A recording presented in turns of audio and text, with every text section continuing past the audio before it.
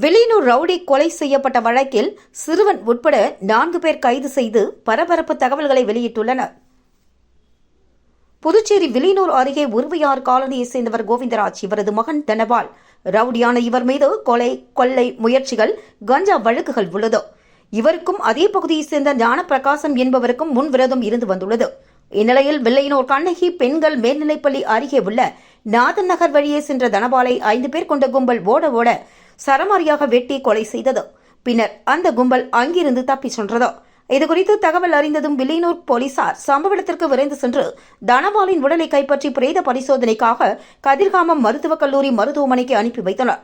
இதுகுறித்து தனபாலின் தந்தை கோவிந்தராஜ் கொடுத்த புகாரின் பேரில் இன்ஸ்பெக்டர் ஆறுமுகம் மற்றும் போலீசார் வழக்கு பதிவு செய்து விசாரணை மேற்கொண்டு வந்தனர். முதல்கட்ட விசாரணையில் தனபால் கொலை செய்யப்பட்டது ஏன் என்பது குறித்து பரபரப்பு தகவல்கள் தெரிய வந்துள்ளது. தனபால் கடந்த 4 மாதங்களுக்கு முன்பு ஏற்பட்ட மோதலில் ஞானப்பிரகாசத்தின் வலது கையை வெட்டி துண்டாக்கியுள்ளார். அறுவை சிகிச்சை மூலம் கையை சரி செய்து கொண்ட ஞானப்பிரகாஷ் பழிக்கு பழியாக தனபாலின் வலது கையை வெட்ட முடிவு செய்திருந்தார். இந்நிலையில் இந்த வழக்கில் தலைமறைவாக இருந்த தனபால் உயர்நீதிமன்றத்தில் முன் ஜாமீன் பெற்று கிடைத்ததைத் தொடர்ந்து நேற்று முன்தினம் உருவையாருக்கு வந்துள்ளார். அன்று மாலை அங்கு நடந்த கபடி போட்டியை தனபால் பார்க்க சென்றபோது அங்கு அதே பகுதியை சேர்ந்த பூவரசன் என்பவருடன் தனபால் தகராறில் ஈடுபட்டுள்ளார். இதுகுறித்து பூவரசன் தனது அண்ணன் பிரபல ரவுடி ஜீவாவிடம் முறையிட்டுள்ளார். ஏற்கனவே ஞானப்பிரகாசத்துடன் தனபாலுக்கு முன்விரோதம் இருந்து வந்த நிலையில் தற்பொழுது மீண்டும் தனபால் தகராறு செய்ததால் அவரை தீர்த்து கட்ட ஜீவாவும் ஞானப்பிரகாசமும் முடிவு செய்தனர்.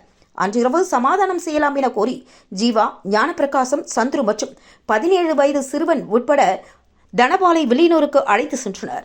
கண்ணகி அரசு பெண்கள் மேல்நிலைப்பள்ளி அருகே சென்றபோது திடீரென தனபாலை கொல்ல அரிவாளை எடுத்தும் தனபால் அந்த கும்பலிடமிருந்து தப்பிக்க ஓடினார்.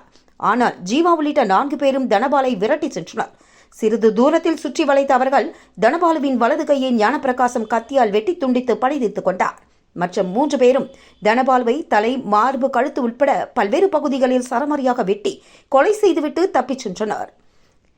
இந்த கொலையில் தொடர்புடைய ரவுடி ஜீவா, ஞானப்பிரகாசம், சந்துரு மற்றும் 17 வயது சிறுவன் ஆகிய 4 பேரை போலீசார் கைது செய்துள்ளனர். தொடர்ந்து அவர்கள் மத்தியில் விசாரணை மேற்கொண்டு வரப்பட உள்ளது.